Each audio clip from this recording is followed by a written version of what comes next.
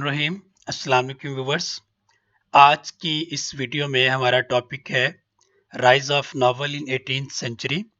इस वीडियो में हम सीखेंगे नॉवल क्या है, what is novel, how did novel rose to power, novel इतना ताकतवर कैसे हुआ, what were the reasons behind the popularity of novel in the 18th century और 18वीं सदी में नॉवल की मकबूलियत की वजूहात क्या थी। चूंकि टॉपिक थोड़ा लेंथी है तो मैंने इसे दो वीडियोस में डिवाइड किया है। ये इस टॉपिक की पहली वीडियो है।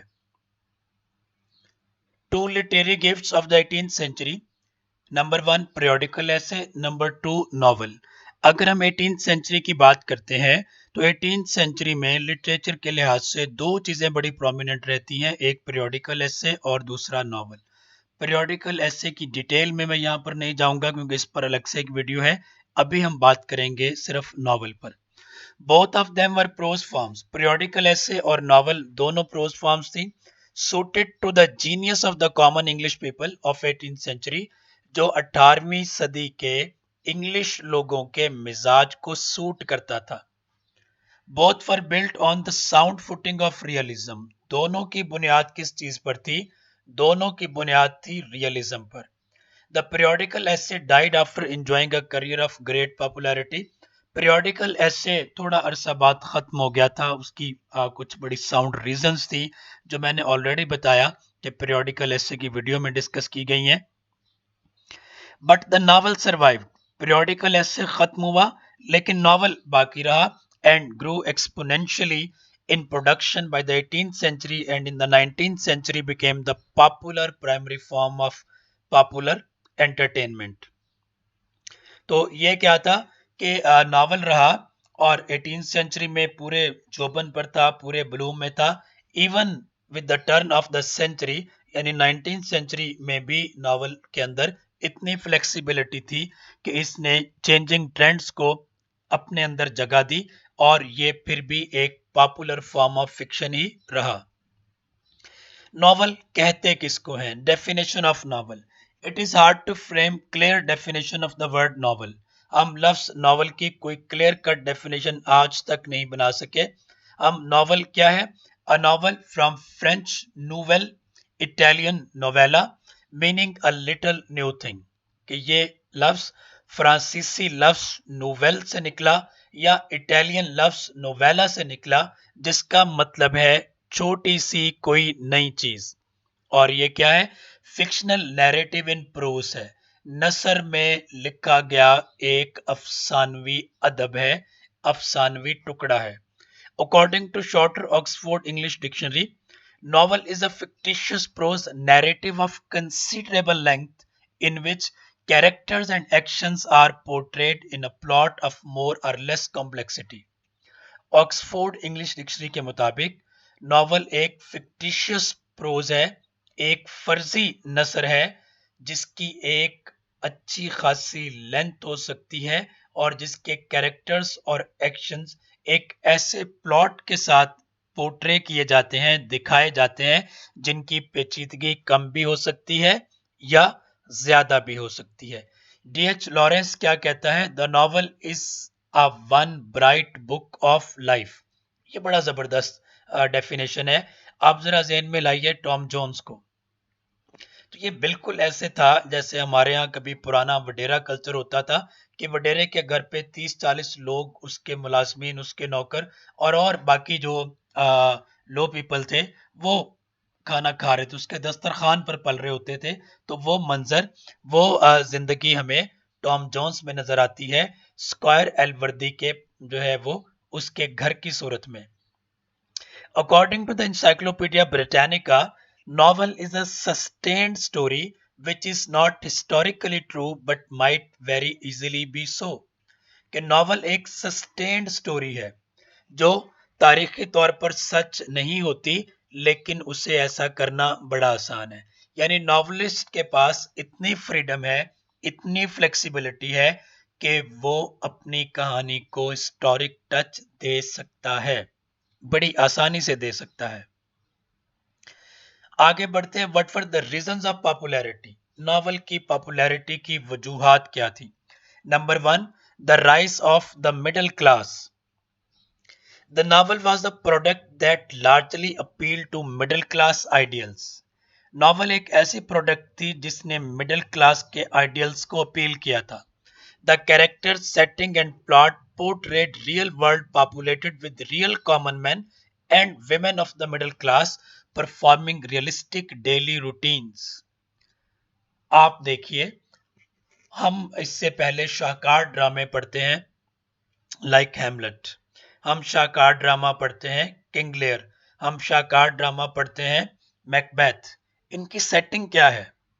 मोहल्लात हैं, जंगल हैं, मैदान हैं, और ये वो चीजें हैं जो आम एक कॉमन मैन की डे टू डे लाइफ में उसकी ऑब्जर्वेशन में नहीं आते, उसके पर्सनल एक्सपीरियंस में इस तरह से नहीं आते जिस तरह से वहां पर डिस्कस किए गए हैं. इसके बरक्स अब आप देखिए, टॉम जोन्स है, जोसेफ एंड्रयूज है, प्राइड एंड प्रेजुडिस है. ये वो चीजें हैं जो रिप्रेजेंट करती हैं आम आदमी की लाइफ को. सोसाइटी का हर फर्द इन वन वे और द अदर अपनी जिंदगी के एक हिस्से को उसके अंदर रिफ्लेक्ट होते हुए देखता है. यही वजह थी नावल की पॉपुलैरिटी की. Prior to that, the highbrow writers did not give due place to middle class in poetry except ballad or drama.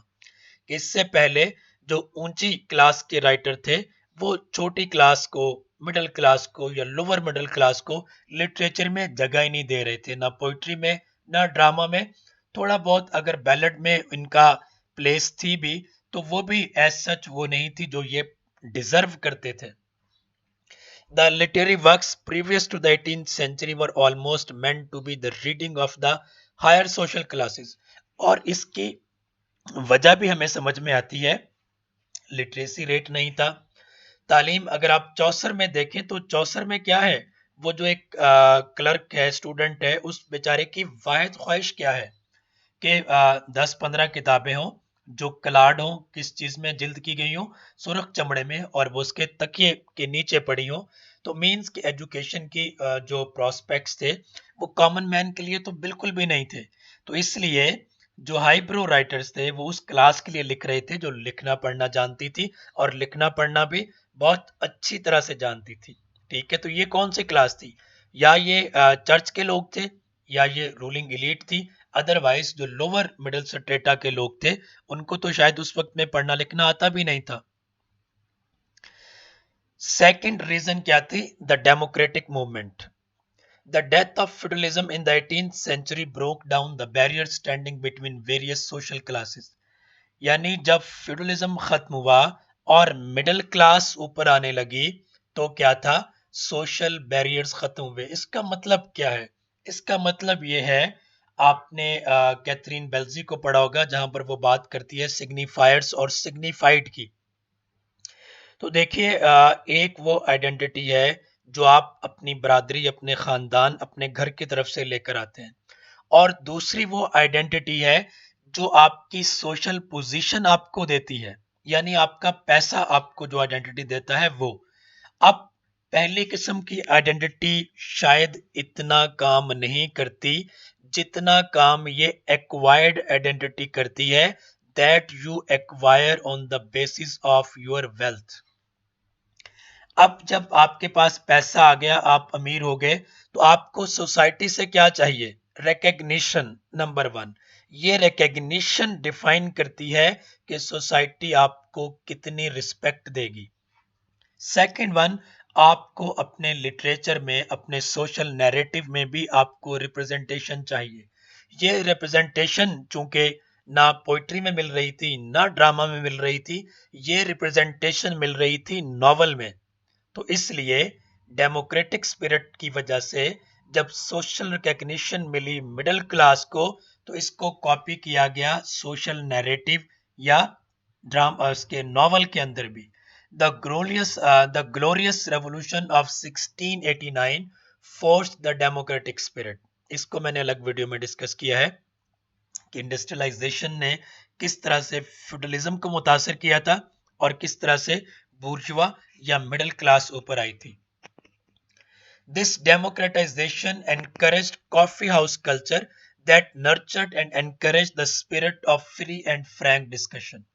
कि ये जो डेमोक्रेटिक स्पिरिट था, इससे क्या हुआ? कॉफी हाउस कल्चर वजूद में आया। कॉफी हाउस कल्चर क्या था? ये रिलेटेड है पीरियोडिकल एसे से।